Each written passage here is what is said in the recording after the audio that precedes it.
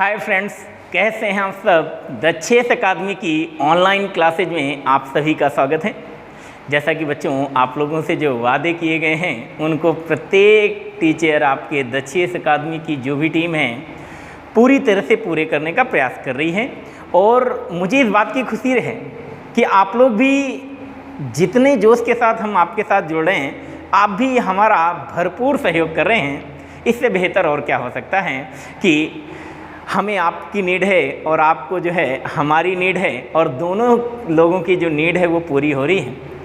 बच्चों, जैसा कि आप लोग जानते हैं कि हम लोग बेहतर प्रयास कर रहे हैं, और जैसा कि मैंने कहा था कि 9 बजे हम लोग प्रत्येक दिन आपसे मिलेंगे और जो है कुछ बेहतर क्वेश्चंस का डिस्कशन करेंगे। अभी कुछ कम क्वेश्चंस हम लेकर के आ रहे हैं, धीरे धीरे हम इन क्वेश्चंस की संख्या को भी बढ़ाएंगे।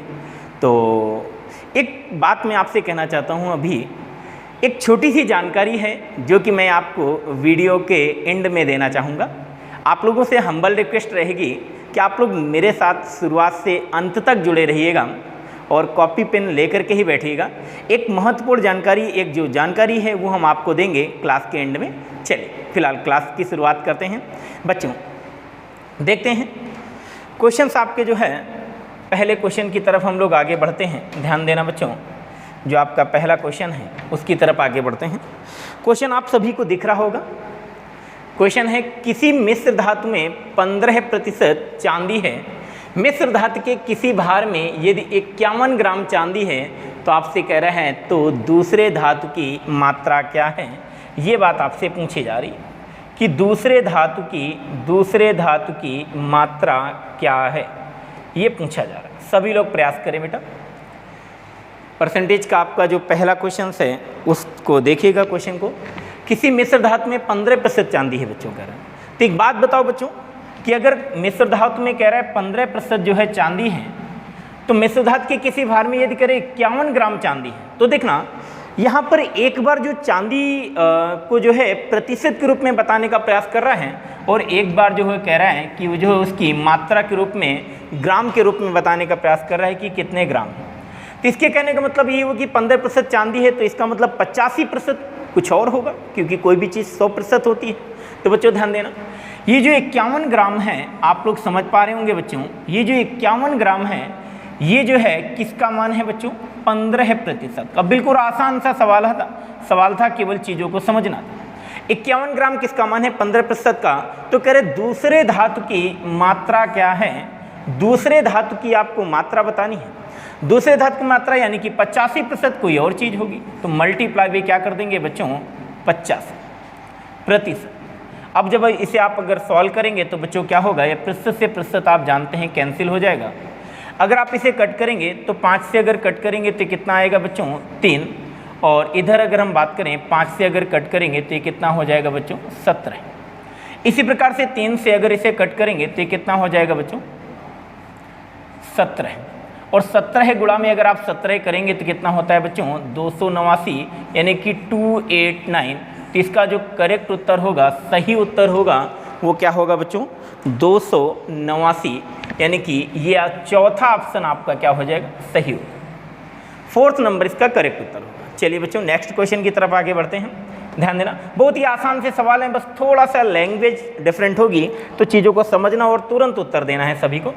सभी लोग प्रयास करिएगा क्वेश्चंस को करने का, और उत्तर जरूर देते जाइएगा। जो भी बच्चे प्रश्नों को सॉल्व कर रहे हैं उत्तर जरूर दीजिएगा, क्योंकि पिछली वीडियोज में मैंने ऐसा देखा है कि आप लोग जो है प्रयास करते हैं लेकिन कमेंट करके बताते नहीं कि हाँ तुरंत उत्तर कितना है। जैसे हम आपसे बोलते हैं कि इस क्वेश्चन को प्रयास करिए, तो जितनी जल्दी आप लोग जो है प्रयास कर सकते हैं करिए। कोशिश करूँगा मैं अगले क्लास से जो है आपके लिए टाइमर की भी व्यवस्था कर दूँ, यानी कि आपको मैं यहाँ पर दिखाऊँगा कि कितने सेकंड में आप जो है क्वेश्चन को ट्राई कर पा रहे हैं। फिलहाल देखिएगा, एक बेहतरीन सवाल ये भी है, केवल लैंग्वेज को ध्यान से पढ़ना है और क्वेश्चन को आप निपटा देंगे। करिए, एक दवा पर्यवेक्षक कह रहा है 0.5%, यहाँ पर आपसे कह रहा है कि 0.5% दवाओं को दोषपूर्ण दवाओं के रूप में खारिज कर देता है। 4 दवाओं को खारिज करने के लिए कह रहा है कितनी दवाओं की जांच की जाएगी। ये बात आपसे पूछ रहा है कि कितनी दवाओं की जांच की जाएगी। तो बच्चों ध्यान देना, बड़ा ही बेहतरीन सवाल, अगर चीज़ों को आप ऑब्जर्व कर पा रहे हैं। अगर वो कह रहे हैं कि इतने प्रतिशत दवाओं को जो है दोषपूर्ण साबित करता है, इतने प्रतिशत दवाओं को दोषपूर्ण साबित करता है, तो इसका मतलब क्या हुआ बच्चों, यहाँ पर लिखा हुआ है 0.05 प्रतिशत। प्रतिशत का मतलब होता है बच्चों बटा में क्या होगा, 100 होगा, और यहाँ से अगर आप इस दशमलव को रिमूव करेंगे तो नीचे क्या आ जाएगा बच्चों, 100, और मल्टीप्लाई यहाँ पर कट कर दीजिए। 5 से अगर आप कट करेंगे तो कितना हो जाएगा बच्चों, ये 20, और ये हो जाएगा आपका 1 बटा में कितना बेटा, 2000। 1 बटा में कितना हो जाएगा बच्चों, 2000। इसका मतलब समझ रहे हैं ना बच्चों आप, जो ये प्रतिशत को हमने भिन्न के रूप में लिखा, इसका मतलब क्या है बच्चों, इसका मतलब ये हुआ कि अगर वो 2000 दवाओं को 2000 दवाओं की जांच करता है तो उन 2000 दवाओं में एक दवा जो है कैसी हो जाती है, दोषपूर्ण हो जाती है। एक दवा खराब निकलती है। जब 2000 दवाओं को वो चेक करता है तब एक दवा खराब निकलती है। वो कह रहे हैं कि 4 दवाओं को अगर खारिज करना है, यानी कि 4 दवाओं को अगर क्लियर करना है कि दोषपूर्ण हैं, तो फिर बच्चों कितने दवाओं की जांच की जाएगी। तो एक बात बताओ बच्चों, अगर वो कह रहा है 4 दवाओं के लिए, तो हम लोग करेंगे क्या भाई, अगर एक दवा के लिए इतना तो फिर 4 दवाओं के लिए तो हम ऊपर क्या कर दें, 4 का गुणा, नीचे 4 का गुणा। क्या आप समझ पा रहे हैं बच्चों कि 4 बटा में यहाँ पर कितना हो जाएगा, 8000। तो तुरंत यहाँ से एक छोटी सी बात आपको समझ आ रही होगी कि अगर उसे 4 दवाओं को खारिज करना है तो कितनी दवाओं को जांच करना पड़ेगा, 8000, और आपका जो करेक्ट उत्तर होगा वो क्या होगा बच्चों, 8000।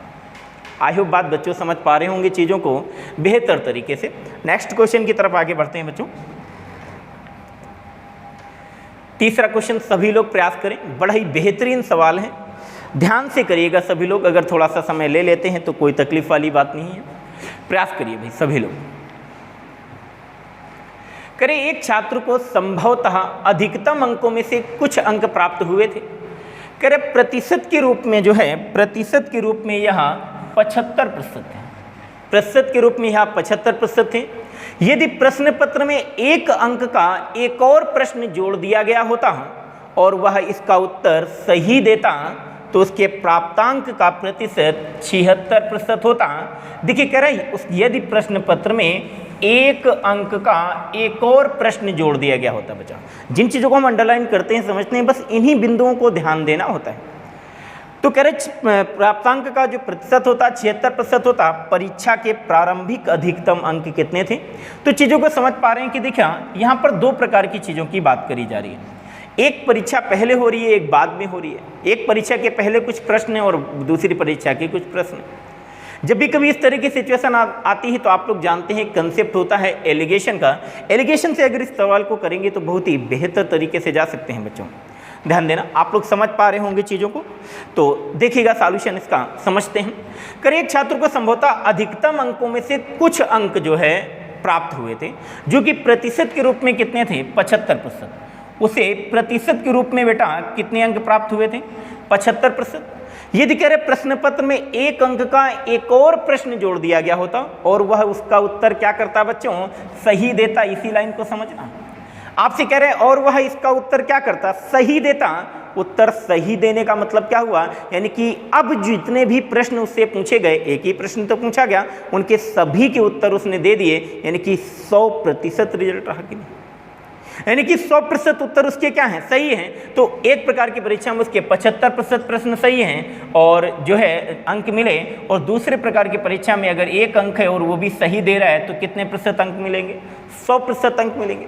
लेकिन अगर कह रहे दोनों को मिला करके अगर देखा जाए तो उसका जो प्राप्तांक का प्रतिशत बनता है वो कितना है, 76% है। तो बच्चों यहाँ पर क्या कर देंगे, 76, और कह रहे परीक्षा के प्रारंभिक अधिकतम अंक कितने थे। हम एलिगेशन लगाएंगे बच्चों यहाँ पर। जैसे आप एलिगेशन प्रयोग करेंगे यहाँ पर तो क्या करेंगे, इनको आप सब्ट्रैक्ट करिए। सब्ट्रैक्ट करेंगे, 76 में बड़े में छोटा घटा दीजिए, यहाँ पर क्या आएगा बच्चों 1, और 100 में इधर आप जब 76 घटाएंगे तो यहाँ पर कितना आएगा बच्चों 24। 24 अनुपात में क्या है। अगर एक छोटी सी बात, कॉमन सी बात आप यहाँ पर समझ पा रहे होंगे तो वो क्या है बच्चों, ध्यान देना। करे कि आपसे यहाँ पर कहा गया था एक अंक का एक और प्रश्न अगर जोड़ दिया जाता है, यानी कि जो दूसरी परीक्षा हो रही है, यानी कि दोबारा जब वो बात कर रहा है तो कितने प्रश्नों की बात कर रहा है, एक प्रश्न की बात कर रहा है। तो 1 रेशियो बराबर कितने के हो जाएगा बच्चों, 1 के। तो क्या 24 रेशियो बराबर 24 रेशियो बराबर 24 रेशियो बराबर क्या 24 के होगा। यानी कि पहले जो प्रश्न थे, पहले जो प्रश्न थे बच्चों वो कितने हो जाएंगे, 24 प्रश्न। तो इस प्रकार से आपका जो उत्तर होगा वो क्या होगा बेटा, ए ऑप्शन, पहला ऑप्शन आपका सही हो जाएगा। सभी लोग नोट कर लीजिएगा, चीज़ों को तैयार करते जाएं। जो भी क्वेश्चंस आपको बेस्ट लगे, अगर आपको प्रॉब्लम हो रही है, चेक करिए अपने को कितने समय में क्या आप जल्दी उत्तर दे पा रहे हैं, नहीं दे पा रहे हैं तो प्रॉब्लम्स क्या हैं, समस्याएं कहाँ पर आ रही, इनको जरूर देखिएगा। नेक्स्ट क्वेश्चन देखते हैं बच्चों, चौथा क्वेश्चन सभी लोग प्रयास करें बेटा। करे एक परीक्षा में 85 में से 40 छात्रों ने 85 में से 40 छात्रों ने 50% से कम अंक अर्जित किए। 50% से कम अंक प्राप्त करने वाले छात्रों की संख्या का 50% अंक या उससे अधिक अंक प्राप्त करने वाले छात्रों की संख्या से अनुपात। शब्दों को ध्यान देना, मैंने कहा सारा का सारा खेल बच्चों यहाँ पर लैंग्वेज का है, भाषा का है। भाषा को ध्यान से पढ़िए एक बार फिर से। करें एक परीक्षा में 85 में से 40 छात्रों ने, टोटल जितने भी छात्र थे 85 में से वो कह रहा है 40 छात्रों ने जो है क्या किया, 50% से कम अंक प्राप्त किए। 50% से कह रहा है 50% से क्या किया बच्चों, कम अंक प्राप्त किए।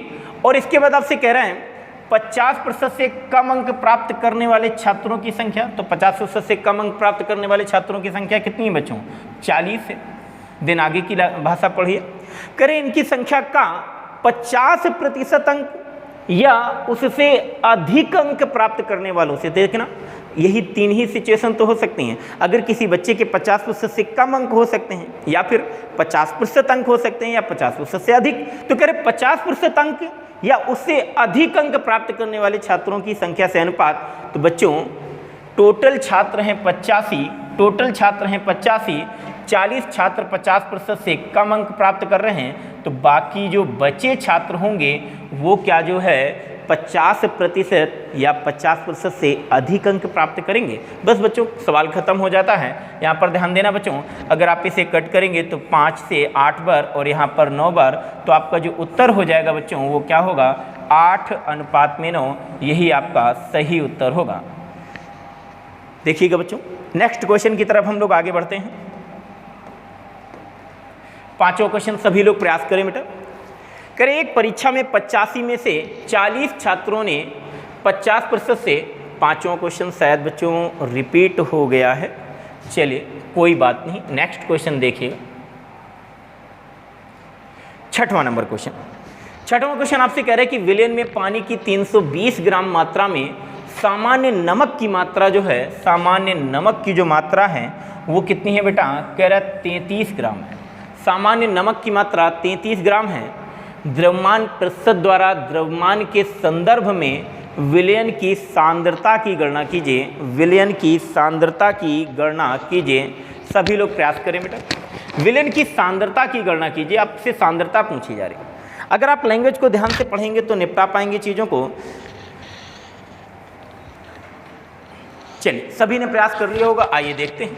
देखिए कह रहे विलयन में पानी की 320 ग्राम मात्रा में। देखिए यहाँ पर जो आपको एक डाउट हो सकता है वो क्या हो सकता है बच्चों, डाउट ये हो सकता है कि आप ये समझ लें कि विलयन की जो मात्रा है वो 320 ग्राम है। यही सबसे बड़ी गलती आप कर बैठेंगे, जिस कारण से एग्जाम में क्वेश्चन पूछा गया। क्या बेटा, यहाँ पर कह रहे विलयन में पानी की 320 ग्राम मात्रा। शब्दों को तो ध्यान दीजिए अपना, मैंने कहा ना अरिथमेटिक लैंग्वेज का खेल है, भाषा का खेल है। अगर आप भाषा समझ जाएंगे तो क्वेश्चन को निपटा देंगे, यही ध्यान दीजिएगा। क्या करें, विलयन में पानी की 320 ग्राम मात्रा, यानी कि विलयन में पानी कितना है बच्चों, क्या 320 ग्राम है पानी। इस 320 ग्राम मात्रा में कह रहे सामान्य जो नमक की मात्रा है वो कितना है, 33 ग्राम। इसमें जो नमक है वो कितना है, टोटल 33 ग्राम है। तो कह रहे द्रव्यमान प्रतिशत द्वारा द्रव्यमान के संदर्भ में विलयन की सांद्रता की गणना कीजिए। सांद्रता का मतलब है कि बात वही है कि जो दूसरा मिश्रण है, अगर हम बात करें कि जैसे कि नमक की बात कर रहे हैं, तो नमक जो है विलयन में कितना प्रतिशत है, ये बात आपसे पूछी जा रही। तो देखना नमक टोटल है कितना बच्चों, 33, और टोटल विलयन कितना है। टोटल विलयन अगर हम बात करें तो टोटल विलयन बेटा कितना है, 320 प्लस 33। क्यों बच्चों, 320 ग्राम तो इसका वहाँ पर पानी है और 33 ग्राम क्या है बेटा वहाँ पर नमक है। तो टोटल विलेन कितने का हुआ 320 प्लस 33। और आपसे करें कि सांद्रता की गणना कीजिए। यहाँ पर एक छोटी सी बात आप देख रहे होंगे तो एग्जामिनर ने आपको घुमाने का प्रयास किया है। क्या घुमाने का प्रयास किया है? यहाँ पर ग्राम में एक उत्तर दिया गया है और बाकी सभी उत्तर जो है प्रतिशत में दिए गए हैं। तो यानी कि आपसे वो गलतियां करवाना चाह रहा है। डाटा यहाँ पर सेम है, यहाँ पर भी सेम है। अब आपसे चाह रहा है कि आप ग्राम में उत्तर बता रहे हैं हमें या प्रतिशत में बता रहे हैं। कई बच्चे गलती कर बैठेंगे, यहाँ पर तुरंत गलती कर बैठेंगे और पहले ऑप्शन में 9.35 ग्राम लिखा है। आप तुरंत कहेंगे ग्राम की बात वहाँ कर रहा था, यहाँ पर कर रहा था, जबकि इसका वास्तविक उत्तर आप देखेंगे जब सॉल्व करेंगे चीज़ों को। देखना, अगर इतना है तो अगर हम बात करें कि 33 ग्राम विलयन है कितने में से, टोटल इतने में से, तो प्रतिशत अगर निकालना है तो बच्चों आप क्या करेंगे, यहाँ पर 100 का गुणा करेंगे। क्या करेंगे बच्चों? 100 का आप क्या कर रहे होंगे, गुणा करेंगे। तो देखना क्या हो जाएगा, ये हो जाएगा बेटा 33 और अपान में कितना हो जाएगा, ये आपका 353 मल्टीप्लाई बाई क्या 100।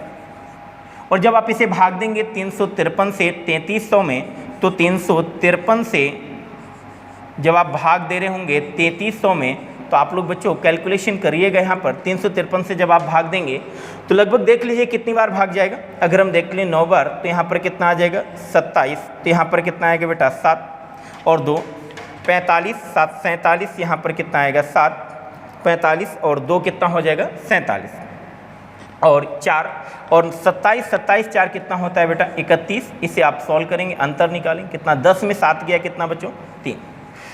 और यहाँ पर अगर 9 में 7 गया बच्चों तो कितना 2। और यहाँ पर अगर हम बात करें 2 में 1 तो यहाँ पर कितना आएगा 123। दशमलव लगा दीजिए, आप 0 बढ़ा दीजिए। देखिए ना, इतने से भी उत्तर नहीं मिल रहा है, क्योंकि देखिए यहाँ पर ऑप्शन हम देख रहे हैं कि नज़दीक नज़दीक है।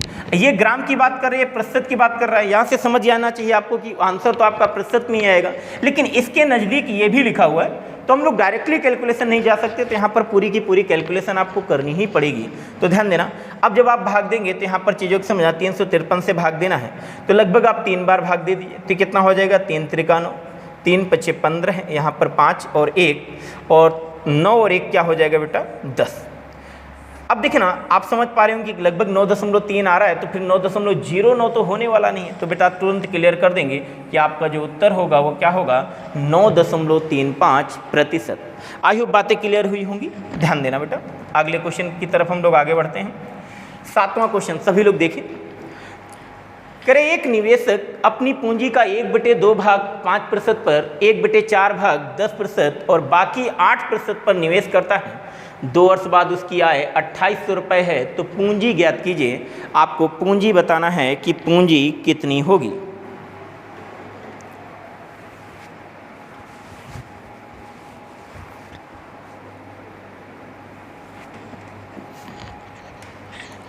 सभी लोग प्रयास करें बच्चों।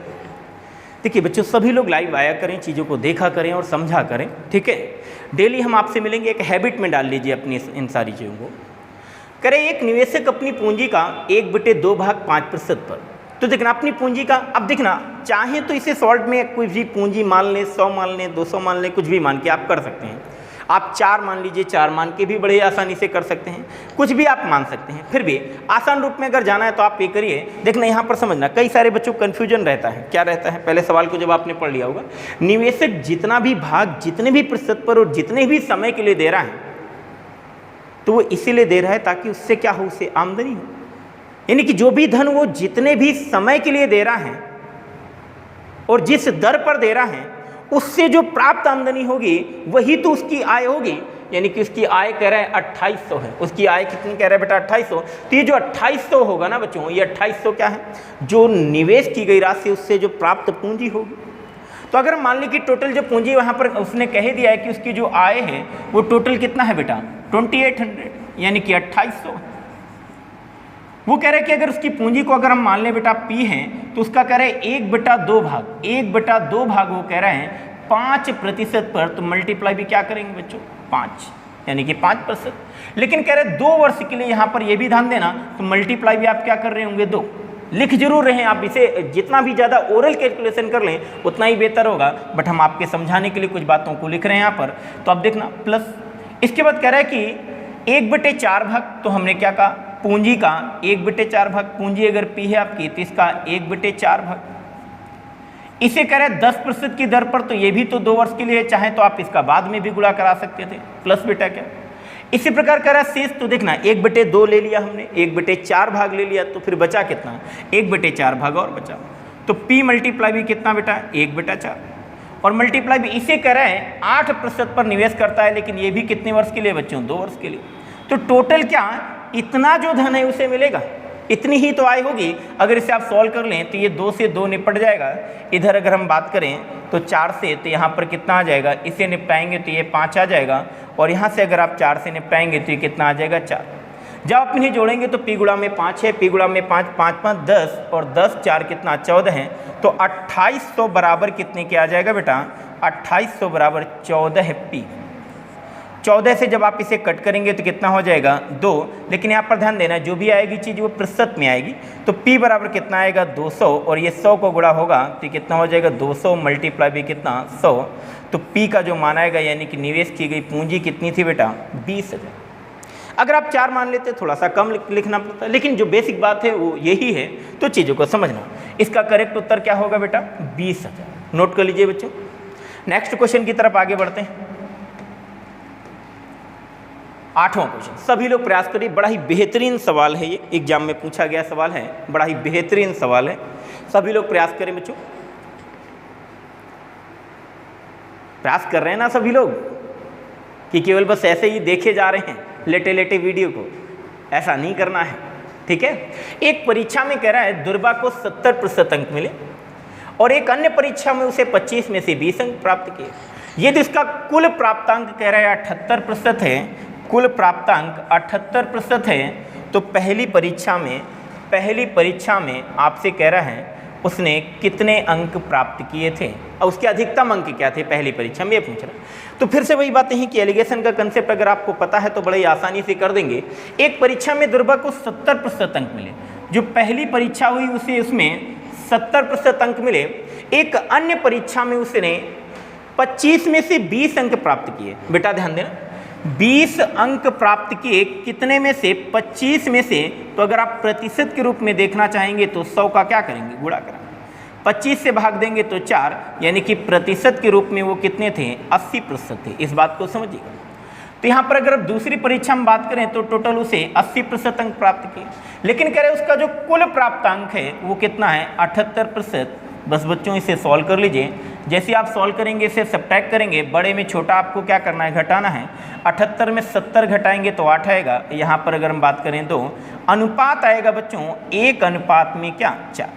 ध्यान देना। लेकिन आपसे पूछा क्या जा रहा है, पहली परीक्षा में अधिकतम अंक क्या थे, पहली परीक्षा में अधिकतम अंक क्या थे।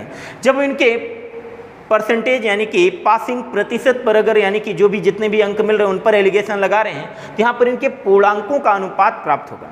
वो कह रहे दूसरी परीक्षा में 25 में से 20 अंक, यानी कि पूर्णांक कितने का था, 25 का, यानी कि 4 रेशियो बराबर। अगर हम यहाँ पर बात करें तो कितना बेटा, 25। हमारे हिसाब से कितने का पूर्णांक है इसमें, 4 रेशियो का। वो कह रहा है कितने का था, 25 का।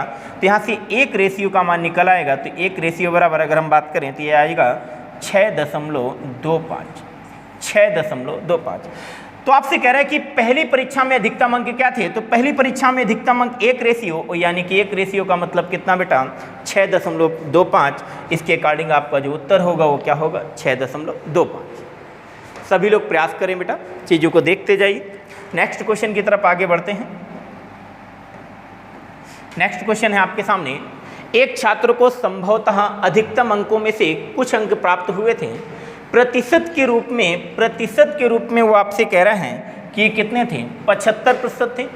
यदि प्रश्न पत्र में 1 अंक का एक और प्रश्न जोड़ दिया जाता, कह रहे 1 अंक का एक और प्रश्न जोड़ दिया गया होता तो वह इसका उत्तर सही देता, तो उसके प्राप्त अंक। बच्चों ये क्वेश्चन तो रिपीट हो चुका है फिर से, तो बच्चों कुछ मिस्टेक्स हो गई हैं जिस कारण से एक आध क्वेश्चन आपके सामने दोबारा टाइप हो गए हैं। फिलहाल परेशान आपको नहीं होना है, ये क्वेश्चन तो आप लोग ट्राई कर चुके हैं। नेक्स्ट क्वेश्चन को देखना बेटा, 10वां क्वेश्चन, बड़ा ही बेहतरीन सवाल है, सभी लोग प्रयास करें।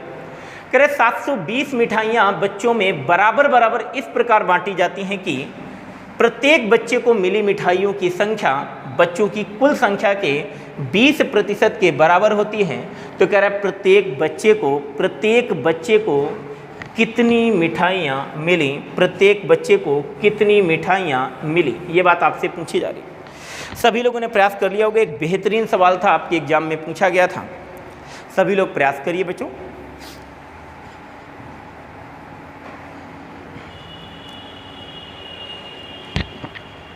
ध्यान देना, अगर आपने लैंग्वेज को पढ़ लिया होगा तो आप समझ रहे होंगे चीज़ों को, क्या कि कह रहे कि 720 मिठाइयाँ बच्चों में बराबर बराबर इस प्रकार बांटी जाती हैं कि प्रत्येक बच्चे को मिली मिठाइयों की संख्या, ध्यान देना इस लाइन को बेटा, प्रत्येक बच्चे को मिली मिठाइयों की संख्या बच्चों की कुल संख्या के 20% के क्या है बेटा, बराबर है। बच्चों की कुल संख्या के 20% के क्या है बेटा, बराबर है। तो कह रहे कि प्रत्येक बच्चे को कितनी मिठाइयाँ मिली, ये बात आपसे पूछी जाए। अगर हम इस क्वेश्चन में ये कर लें कि क्योंकि कह रहा है रिलेट कर रहा है, किससे रिलेट कर रहा है, बच्चों की कुल संख्या से। अगर हम ये मान लें बच्चों कि बच्चों की जो कुल संख्या है वो कितनी है बेटा, x है, बच्चों की कुल संख्या कितनी है, x है, तो प्रत्येक बच्चे को जो मिठाई मिल रही है वो कितनी मिल रही है, कुल संख्या का 20%। 20% का मतलब 1/5, यानी कि कुल संख्या बेटा अगर x है तो x का 1/5 यानी कि x/5 प्रत्येक बच्चे को मिठाई जो मिल रही है वो x/5 मिल रही है। बच्चे कितने हैं बेटा, x हैं, तो अगर एक बच्चे को x/5 मिठाई मिल रही है और बच्चे x हैं तो कुल मिठाई कितनी होगी, 720 टोटल मिठाई, यानी कि बराबर 720 के, तो बराबर कितना बेटा, 720। जब आप इसे सॉल्व करेंगे तो ये कितना आ जाएगा, x की घात 2 बराबर 720, 5 से 35 और 100, यानी कि गुणा कराएंगे तो कितना आएगा बेटा, 3600। यहाँ से जो x का मान निकल करके आएगा वो कितना आएगा बेटा, 60। यानी कि बच्चों की जो संख्या है, बच्चों की कुल संख्या है वो कितनी है बच्चों, 60 है। और आपसे कह रहा है कि प्रत्येक बच्चे को कितनी मिठाइयाँ मिली, तो प्रत्येक बच्चे को जो मिठाई मिल रही थी 20% के बराबर, यानी कि x/5, यानी कि जितने भी बच्चे थे उनका 1/5। तो यहाँ पर अगर आप 60 को 5 से भाग देंगे तो आएगा बच्चों कितना, 12 हैं। तो आपका जो सही उत्तर होगा वो क्या होगा, सी नंबर 12। बात समझ आ रही। तो नेक्स्ट क्वेश्चन की तरफ आगे बढ़ते हैं बच्चों, ठीक है। आज के लिए इतने ही सवाल थे और 1-2 क्वेश्चन रिपीट हुए हैं, चलिए कोई बात नहीं, अगली बार से इसका प्रयास किया जाएगा कि चीज़ें और बेहतर हों आपके लिए जो हैं। तो फिर भी थैंक यू आप सभी का, अभी तक यहाँ तक रुके रहे, आपने पूरा वीडियो देखा और हमने आपसे कहा था कि हम आपको एक छोटी जानकारी भी देंगे। वो क्या है, एक महत्वपूर्ण जानकारी हम कह सकते हैं यह। लेकिन उसके पहले अगर हम कुछ बातें आपसे कहना चाहें कि बच्चों ये सब कहने की बातें नहीं हैं, आप लोग जानते हैं कि शिष्य और गुरु के लिए क्या करना, गुरु के लिए क्या करना चाहिए, आप जानते हैं। अभी आप चैनल को अगर अभी आपने सब्सक्राइब नहीं किया है तो आप सब्सक्राइब कर लें। और अगर आपको लगता है कि कोई भी आपके इष्ट मित्र वगैरह हैं कोई, और जिनको इन वीडियोज़ की ज़रूरत है, तो आप ऐसे लोगों को इन वीडियोज़ को आप भेज भी सकते हैं, शेयर भी कर सकते हैं। और छोटी सी जो बात है वो ये है कि अगर लग रहा है कि हम मेहनत कर रहे हैं और आपको भी मज़ा आ रहा है तो चैनल को लाइक ज़रूर कर दीजिएगा। बात समझ आ रही है ना, ठीक है। तो चैनल को लाइक ज़रूर करिएगा। चलिए, हमने आपसे कहा था एक छोटी सी जानकारी, आपको जो महत्वपूर्ण जानकारी है वो देंगे, तो देखते हैं बच्चों।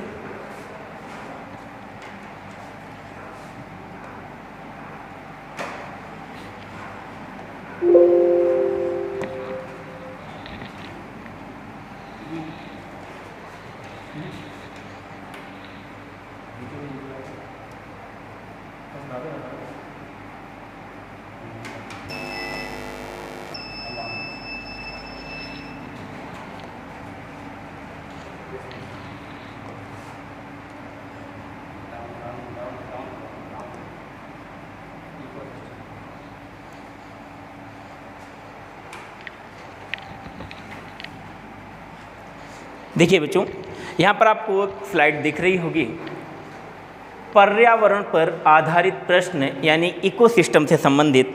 तो फिर से वही चीज़ें हैं, आप समझ पा रहे होंगे कि हम किस अध्यापक की बात करने जा रहे हैं, किस व्यक्ति की बात करने जा रहे हैं। मैंने आपसे पहले ही कल के वीडियो में एक बात कही थी कि मेरा जो अनुभव और जो आप लोग जानते हैं, अगर आप जुड़े हुए हैं तो अगर हम बात करें वही बातें कि सबसे एनर्जेटिक और जो आपके लिए बिल्कुल दिल से जुड़ने वाले जो सर हैं, आपके डायरेक्टर, आपके सबके प्रिय पंकज सर।